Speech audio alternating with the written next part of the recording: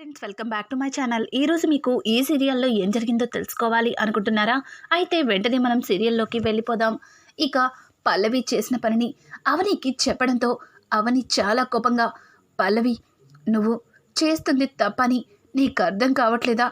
అయినా ఉమ్మడి కుటుంబంలో ఇట్లాంటి గొడవలు పెట్టడానికి నీకు సిగ్గనిపించట్లేదా అని చెప్పి ఇంకా అవని అయితే పల్లవిని చెడమడ తిట్టేస్తుంది. కానీ పల్లవి అస్సలు అనిపించట్లేదు, నాకు ఇప్పుడే చాలా సంతోషంగా అనిపిస్తుంది అని చెప్పి పల్లవి అంటూ ఉంటే, అసలు అసలు ఎందుకు ఎందుకు ఇవన్నీ చేస్తున్నావు, దేన్ని ఆశించి అని అంటుంటే, ఇంకా అర్థం కాలేదా? నిన్ను అక్షయ్ బావని ఇంటి నుంచి బయటకు పంపించేయడానికే అని చెప్పి ఇక పల్లవి అక్కడి నుంచి వెళ్ళిపోతుంది. పల్లవి అన్న మాటల్ని అవని గుర్తు చేసుకుని, ఎందుకు ఎందుకు పల్లవి ప్రతిసారి ఇలాగే చేస్తుంది? తను కుటుంబాన్ని ముక్కలు చేయాలి అనుకుంటుంది, అలాగే అందరి మనసులో ఉన్న సంతోషాలని దూరం చేస్తుంది. ఎలా అయినా సరే పల్లవికి బుద్ధి చెప్పాలి అని చెప్పి ఇక అక్కడి నుంచి అవని అయితే వెళ్తూ వెళ్తూ వాళ్ళ అత్తగారు గదిలో ఏం చేస్తున్నారా అన్నట్టుగా గుమ్మం దగ్గర నిలబడుతుంది. ఇంకా పార్వతి అయితే రాజేంద్రతో చాలా బాధపడుతూ, ఏవండి, మీరేమో ఆస్తిలో సగభాగం అక్షయ్కి రాస్తా అంటున్నారు, అక్కడ చూస్తే అక్షయ్ మనసుని మెల్లమెల్లగా అవని మార్చాలని చూస్తుంది అని అంటుంటే, ఇంకా రాజేంద్ర అయితే, పార్వతి, నువ్వు అనవసరంగా అవని గురించి తప్పుగా ఆలోచిస్తున్నావు. అవని ఎట్లాంటిదో మాకంటే నీకే బాగా తెలుసు. తను ఎందుకు ఈ ఇంటిని ముక్కలు చేయాలనుకుంటుంది? నీకు నీకు ఏమైంది? ఈరోజు ఎందుకు ఇలా మాట్లాడుతున్నావు అని అంటుంటే, అది కాదండి, అవని ఈ మధ్యన తన ప్రవర్తన అస్సలు బాగాలేదు. అత్తయ్య గారు చెప్పినట్టు అవనికి నిజంగానే డబ్బు పిచ్చి పట్టినట్టుంది. లేకపోతే పాపం కమల్ ఎంతో ఇష్టపడి బైక్ని బుక్ చేసుకుంటే డబ్బులుంచుకుని కూడా క్యాష్ లేదని అబద్ధం చెప్పింది. పైగా అక్షయ్కి ఏం చెప్పిందో ఏమో, వాడి 2 క్రెడిట్ కార్డులని బ్లాక్ చేశారు. అసలు అసలు అవని ఈ మధ్యన ఎందుకు ఇలా ప్రవర్తిస్తుందో అర్థం కావట్లేదు. నాకెందుకో అవనికి అక్షయ్దే ఈ ఆస్తి మొత్తం అన్న నిజం తెలిసి ఉండొచ్చు, అందుకే ఈ ఆస్తి మొత్తం తనదే అన్నట్టుగా తను ప్రవర్తిస్తుంది. అదే కనుక జరిగితే ఇక నా పిల్లలు రోడ్డున పడతారు అని చెప్పి పార్వతి మాట్లాడుతూ ఉంటే, పార్వతి మాటలకి రాజేంద్ర, పార్వతి, నీకేమన్నా పిచ్చి పట్టిందా? అలా మాట్లాడుతున్నావు? నీ పిల్లలేంటి? అక్షయ్ కూడా నీ కొడుకేనని ఇంతకుముందు అక్షయ్ని వేరు చేస్తున్నానని నన్ను నిలదీశావు. మరి ఇప్పుడు నీ పిల్లలు రోడ్డున పడతారని చెప్పి అవని మీద నిందలు వేస్తున్నావు. ఇదంతా ఎంతవరకు కరెక్ట్? ఒక్కసారి ఆలోచించు. అసలు అసలు ఇదంతా నీకు పుట్టిన ఆలోచనేనా, లేకపోతే మా అమ్మ చెప్తుందని నువ్వు కూడా తనలాగే ఆలోచిస్తున్నావా అని అడగడంతో దానికి పార్వతి, అలా కాదండి, ఇంట్లో జరుగుతున్న గందరగోళాన్ని చూసిన తర్వాత నాకెందుకో అత్తయ్య గారు అన్నట్టు అవనికి డబ్బు పిచ్చి పట్టినట్టుంది. ఆస్తి కోసం తను ఏదైనా చేసేలా ఉంది. నా కుటుంబం ముక్కలైతే నేను బ్రతికుండలేను. నా కొడుకు, కోడళ్ళు అందరూ కలిసి నా దగ్గరే ఉండాలి. ఇప్పటికే శ్రీకర్ దూరం అయ్యి ఎంతగానో కుమిలిపోతున్నాను. ఇక అక్షయ్ కూడా దూరం అయితే నేను తట్టుకోలేనండి అని చెప్పి ఇక పార్వతి అయితే రాజేంద్ర గుండెల మీద తలపెట్టుకుని కుమిలిపోతూ ఉంటుంది. ఇంకా రాజేంద్ర అయితే, పార్వతి, నువ్వు అనవసరంగా అవని గురించి ఎక్కువగా ఆలోచిస్తున్నావు. అవని అట్లాంటి తప్పు ఎప్పటికీ చేయదు. ఈ కుటుంబం సంతోషంగా ఉండాలని తను ఎంతగానో కష్టపడుతుంది. నువ్వు అనవసరంగా అమ్మ చెప్పిన మాటల్ని ఆలోచించి నీ మనసు పాడు చేసుకోమాకు. నువ్వు ప్రశాంతంగా నిద్రపో అని చెప్పి ఇక మంచం మీద పడుకోపెట్టి రాజేంద్ర బయటికి వస్తాడు. ఒక్కసారిగా రాజేంద్ర బయట ఉన్న అవనిని చూసి షాక్ అయిపోతాడు. అమ్మా అవని అని అంటుంటే ఇక అవని చాలా బాధపడుతూ తన కళ్ళనీళ్ళు తుడుచుకుంటుంది.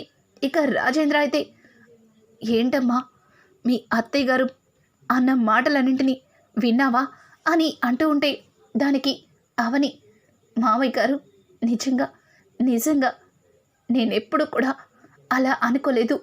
ఈ కుటుంబం ఎప్పుడు కలిసి సంతోషంగా ఉండాలి అనుకుంటున్నాను. కానీ అత్తయ్య గారు నా గురించి ఇలా ఆలోచిస్తున్నారని తెలుస్తుంటేనే చాలా బాధగా అనిపిస్తుంది.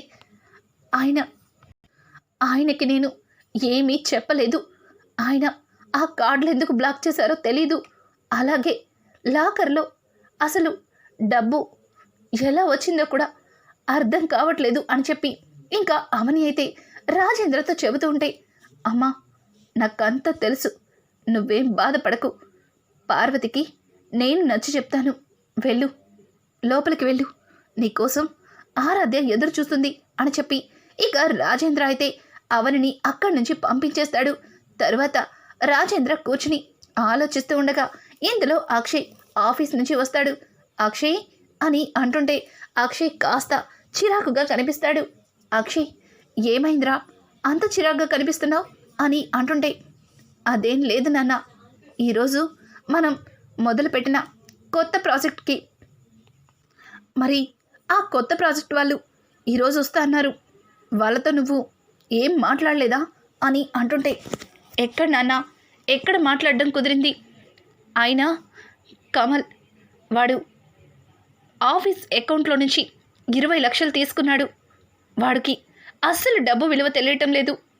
అక్కడ క్యాష్ షార్టేజ్ వచ్చింది. అప్పటికప్పుడు లాకర్లో ఉన్న డబ్బులు మొత్తం తీసుకువెళ్ళిపోయాను. కానీ 20 లక్షలు షార్టేజ్ మూలన దాన్ని రేపు పోస్ట్ పోన్ చేశాను అని చెప్పి ఇక అక్షయ్ మాట్లాడుతుంటే, ఏం మాట్లాడుతున్నావురా కమల్, 20 లక్షలు తీసుకోవడం ఏంటి అని అంటుంటే, అదే నాన్న, నాకు కూడా అర్థం కావట్లేదు. వాడు 20 లక్షలు తీసుకుని ఏం చేశాడో నాకు తెలియటం లేదు అని అంటుంటే ఇక రాజేంద్ర అయితే కమల్ అని గట్టిగా పిలుస్తాడు. ఇక కమల్ అలాగే కుటుంబ సభ్యులందరూ కూడా హాల్లోకి వస్తారు. ఇంకా రాజేంద్ర అయితే, కమల్ ఆఫీస్ అకౌంట్లో నుంచి 20 లక్షలు ఎందుకు తీసుకున్నావు అని అంటుంటే దానికి కమల్ అది నానా అని తడబడుతూ ఉంటే ఇక పల్లవి అయితే, మావయ్య గారు ఏం మాట్లాడుతున్నారు? ఆయన ఎందుకు ఆఫీస్ అకౌంట్లో నుంచి 20 లక్షలు తీసుకుంటారు? కమల్ బావా, నువ్వు ఆఫీస్ అకౌంట్లో 20 లక్షలు తీసుకున్నావా చెప్పు అని అంటూ ఉంటే, అవును, నేను కంపెనీ అకౌంట్లో నుంచి 20 లక్షలు తీసుకున్నాను. దాన్ని నా పర్సనల్గా వాడుకున్నాను అని అంటుంటే, అసలు నీకు బుద్ధుందా? ఆఫీస్ అకౌంట్లో నుంచి 20 లక్షలు ఎవరికి చెప్పి తీసావు? నీ వల్ల ఈరోజు కొత్త ప్రాజెక్ట్ వాళ్ళు వెనక్కి తిరిగి వెళ్ళిపోయారు. క్యాష్ షార్టేజ్ వచ్చింది అని అంటూ ఉంటే ఇంతలో పార్వతి, ఏవండి, ఏంటండి అలా మాట్లాడుతున్నారు? వాడు అమాయకుడు, వాడికేమీ తెలీదు. అనవసరంగా మీరు వాణ్ణి అందరి ముందు అవమానిస్తే తనని పెళ్లి చేసుకున్న భార్య పల్లవి చాలా బాధపడుతుంది అని అంటుంటే, నువ్వాగు పార్వతి, ఇక్కడ ఎవరు బయట వాళ్ళు లేరు, అందరం మనమే ఉన్నాం. అయినా 20 లక్షలు నీకు ఏ విధంగా అవసరమైందిరా? అవి ఎందుకు ఖర్చు పెట్టావు? అంత డబ్బుని ఏం చేశావు అని అంటుంటే ఇక కమలైతే భయపడుతూ, అది నాన్న అని తడబడుతుంటే పక్క నుంచి అక్షయ్, నాన్న పోనీలేండి, జరిగిందేదో జరిగిపోయింది. వాడు ఏదో పర్సనల్గా వాడుకుని ఉంటాడు, వాణ్ణి ఇబ్బంది పెట్టకండి అని అంటుంటే ఆ మాటలకి రాజేంద్ర, నువ్వాగు అక్షయ్, వాడు ఇప్పుడు ఆ 20 లక్షలు ఏం చేశాడో నాకు తెలియాలి అని చెప్పి ఇక రాజేంద్ర కమల్ని గట్టిగా అడుగుతాడు. ఇక కమల్ అయితే తను ఫోన్లో ఒక ఆన్లైన్ గేమ్లో 20 లక్షలు లాస్ అయ్యానని, దానికి ఆ అమౌంట్ కట్టానని, కట్టకపోతే వాళ్ళు నానా గొడవ చేస్తారన్నారని ఇక కమల్ అయితే జరిగిందంతా చెప్తాడు. ఒక్కసారిగా ఆ మాటలు విన్న పల్లవి షాక్ అయిపోతుంది. ఇక రాజేంద్ర, చూసావుగా పార్వతి, ఉదయం అవని వాడికి బైక్కి 5 లక్షలు ఇవ్వలేదని నువ్వు నానా గొడవ చేసావు. కానీ వాడు ఎవ్వరికీ తెలియకుండా 20 లక్షల్ని ఫోన్లో ఆన్లైన్ గేమ్స్ ఆడి నాశనం చేశాడు. మరి దీనికి ఎవరు సమాధానం చెప్తారు చెప్పు? అవని అక్షయ్ని మార్చేసింది అన్నావు, అక్షయ్ మారిపోయాడు అన్నావు. అసలు అసలు నీ కొడుకు గురించి ఎంతగానో, ఈ కుటుంబం గురించి కష్టపడే అవని గురించి నువ్వలా మాట్లాడడం నాకేమాత్రం కూడా నచ్చలేదు అని చెప్పి ఇక రాజేంద్ర అయితే పార్వతితో అంటుంటాడు. పార్వతి, ఏవండి, వాడు 20 లక్షలు గేమ్స్ ఆడి పాడు చేసింది నిజమే, కానీ లాకర్లో డబ్బు పెట్టుకుని అవని బైక్కి ₹1 కూడా ఇవ్వలేదు. మరి దాని గురించి ఏమంటారు అని అంటుంటే, ఏంటి లాకర్లో డబ్బులున్నాయా? డబ్బులు ఎందుకుంటాయి? ఉదయం లాకర్లో ఉన్న డబ్బు మొత్తం నేను ఆఫీస్కి తీసుకువెళ్ళిపోయాను కదా. అసలు లాకర్లో మళ్ళీ డబ్బెలా వచ్చింది? ఎవరిచ్చారు అవనికి అని ఇక అక్షయ్ అయితే అడుగుతూ ఉంటే, దానికి పక్క నుంచి పార్వతి, ఏంటి డబ్బు మొత్తం నువ్వు తీసుకెళ్ళావా? మరి అంత డబ్బు లాకర్లో ఎలా వచ్చింది? అక్షయ్, నువ్వు కూడా అవని పంచాన చేరి అవని మాటలు విని అబద్ధం చెప్తున్నావా అని అంటుంటే, అమ్మా, నేనెందుకమ్మా అబద్ధం చెప్తాను? ఉదయం లాకర్ ఓపెన్ చేసి డబ్బు మొత్తం తీసుకెళ్ళింది నేనే. నాకు తెలీదా? అవనిని వెనకేసుకొచ్చి నిన్నెందుకమ్మా తప్పు పడతాను? ఈ విషయంలో అవనికి ఎట్లాంటి సంబంధం లేదు అని చెప్పి ఇక అక్షయ్ మాట్లాడుతుంటే, అక్షయ్ మాటలకి పార్వతి, మరి అంత డబ్బు ఎక్కడి నుంచి వచ్చింది మరి లాకర్లో చెప్పండి అని చెప్పి పార్వతి అయితే అందరి ముందు అవన్ని అలాగే అక్షయ్ని నిలదీస్తుంది.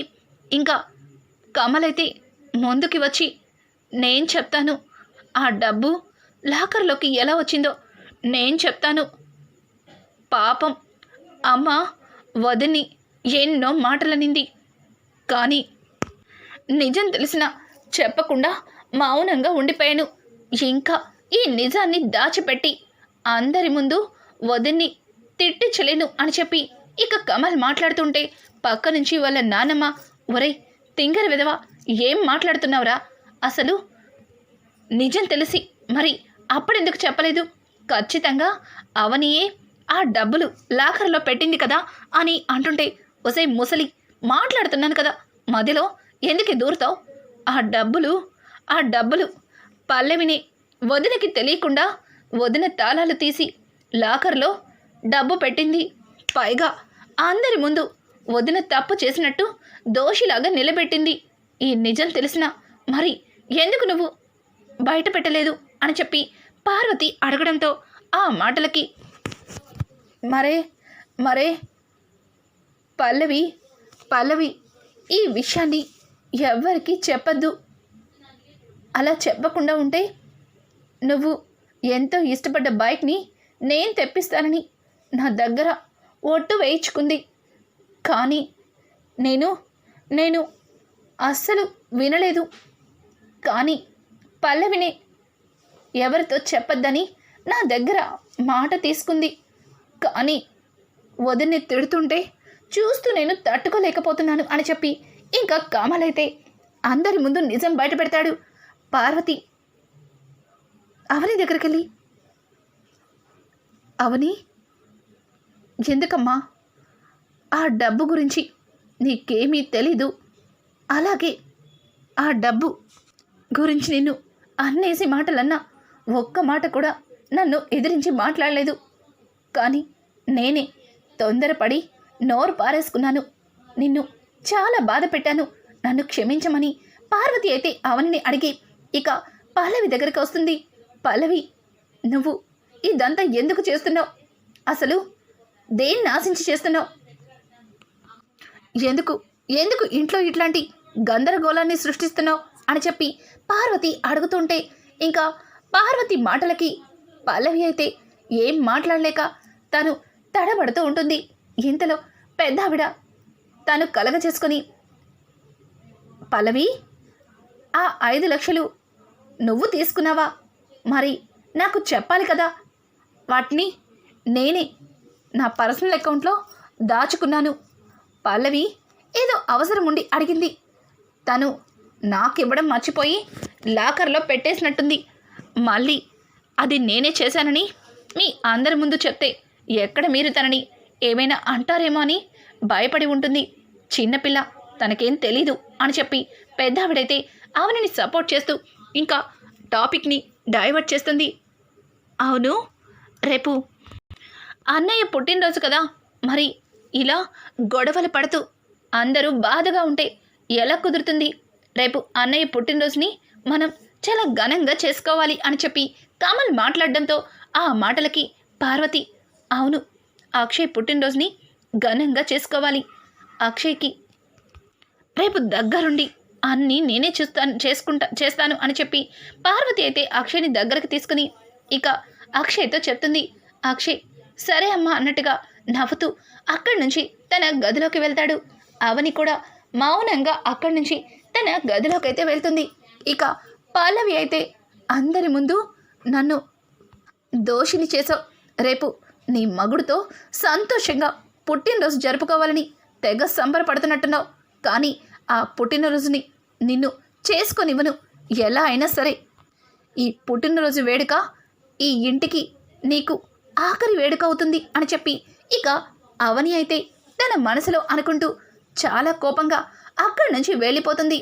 ఇంకా ఉదయాన్నే పార్వతి పల్లవి అవని దగ్గరికి వెళ్ళి అక్షయ్కి ఏం కావాలన్నా అవన్నీ ఈరోజు నేనే చూసుకుంటాను. తను నిద్ర లేవగానే తలకి తలంటు పట్టి స్నానం చేపించాలి, నువ్వు వెళ్ళి అవనితో చెప్పు అని చెప్పి ఇక పార్వతి చెప్పడంతో పార్వతి చెప్పిన మాటల్ని అవని తన మనసులో పెట్టుకొని ఇంకా అవనికి ఏమీ చెప్పకుండా పల్లవి చెప్పినట్టుగా నటించి, అత్తయ్య మీరు చెప్పినట్టుగానే అవని అక్కకి అన్నీ చెప్పాను అని చెప్పి ఇంకా చాలా అమాయకంగా అక్కడి నుంచి పల్లవి వెళ్ళిపోతుంది. తరువాత అక్షయ్ నిద్ర లేవగానే అక్కడ ఆరాధ్య ఇంకా అవని ఇద్దరు కూడా happy birthday daddy, happy birthday అండి అని చెప్పి చెప్పడంతో దానికి అక్షయ్ వాళ్ళిద్దరికీ థ్యాంక్స్ చెప్తాడు. ఆరాధ్య అయితే, నాన్న ఈరోజు మీ పుట్టినరోజు వేడుకలన్నీ అమ్మే దగ్గరుండి చూసుకోవాలి, సరేనా, నువ్వు కాదనకూడదు అని చెప్పి ఇక ఆరాధ్య అయితే వాళ్ళ నాన్న అక్షయ్కి చెప్తుంది. అక్షయ్ కూడా సరే తల్లి, నువ్వెలా చెప్తే అలాగే అంటూ ఉంటే, అయితే ఇంకెందుకు ఆలస్యం, త్వరగా బయటికి రండి, ఈరోజు మీకు అమ్మ తలస్నానం చేపిస్తుంది అని చెప్పి ఇంకా పెరట్లో కూర్చోపెట్టి అవనితో అక్షయ్కి తలకి నూనె పెట్టి ఒళ్ళంతా నలుగు పెడుతుంది. అనుకోకుండా పార్వతి అక్షయ్కి స్నానం చేపించడానికి బయటికి వచ్చేసరికి అవని దగ్గరుండి అవన్నీ చేసేస్తుంది. అది చూసిన పార్వతికి చాలా కోపం వస్తుంది.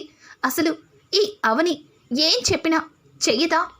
పనిమాల పల్లవితో చెప్పి పంపించాను అక్షయ్కి అన్నీ నేనే చేస్తానని, కానీ నా మాటని వినిపించుకోకుండా అన్నీ తను చేస్తుందేంటి అన్నట్టుగా పార్వతి చాలా కోపంగా అక్కడి నుంచి వెళ్తుంది.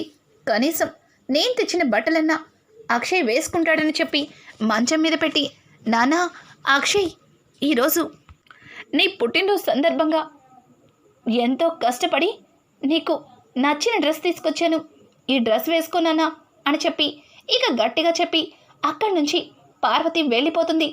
ఇక అవని అయితే లోపలికి వచ్చేసరికి మంచం మీద ఉన్న బట్టలు చూసి, ఇదేంటి, ఈ బట్టలు ఇక్కడ ఎవరు పెట్టారు?